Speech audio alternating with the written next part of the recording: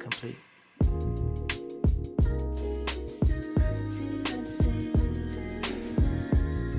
Yeah. Take 3. Hello and welcome to Zen Talks, where we pause the midday hustle for a brief moment of calm and reflection. Let's slow down, take a deep breath, and explore the depths of personal growth and well-being. Perfect for a quick reset during your day. We're now in our new time slot, coming at you noon instead of 10 p.m. So join me in taking a break in the middle of your day for a moment of calm and reflection. I'm your host, Zen, and today I'm talking about a topic that hits close to home for so many of us: imposter syndrome. You know that feeling when you've worked so hard for something, but deep down you feel like you don't really deserve it? Like you've somehow tricked people into thinking you're better than you actually are. Yep, that's imposter syndrome. And if you've ever felt this way, trust me, you're not alone. Before we jump in, let me tell you what I'm sipping on today. I'm going to stay with that good old H2O. But for those of you at work, grab your favorite pick-me-up, whether it's water, coffee, a smoothie, or soda. Whatever keeps you going through the day, and let's get into it.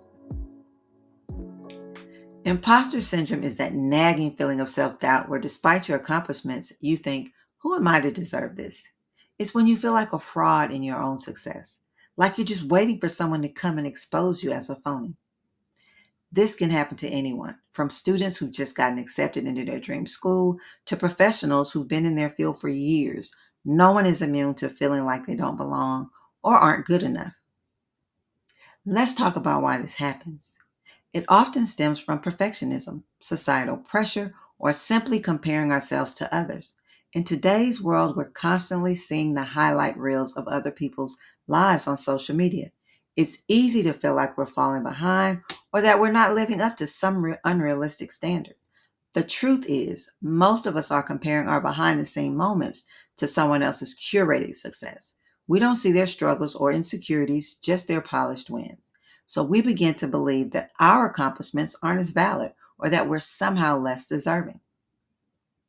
Now let's get into some strategies for overcoming imposter syndrome, because the good news is you don't have to feel like this forever.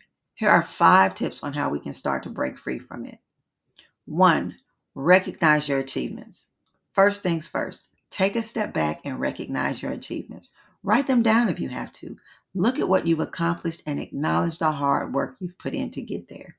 These wins didn't happen by accident. You made them happen. Imposter syndrome thrives on the idea that success is just luck. But the truth is your dedication, skills, and perseverance are what brought you here. Own that. 2. Reframe negative thoughts. Next, let's talk about reframing those negative thoughts. When you catch yourself thinking, I don't belong here, or I'm not as good as everyone thinks I am, stop and ask yourself, is that really true? Challenge those thoughts by looking at the evidence. Have you received praise or positive feedback from others? Have you met your goals or even exceeded them? 3. Stop comparing yourself to others. Comparison is the thief of joy, as the saying goes. It's also a huge factor in imposter syndrome. When you start comparing your journey to someone else's, remember, you're seeing their chapter 20 while you still might be on chapter 5. Focus on your own path, your own growth, and how far you've come.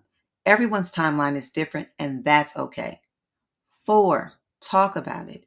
It's important to remember that you're not alone.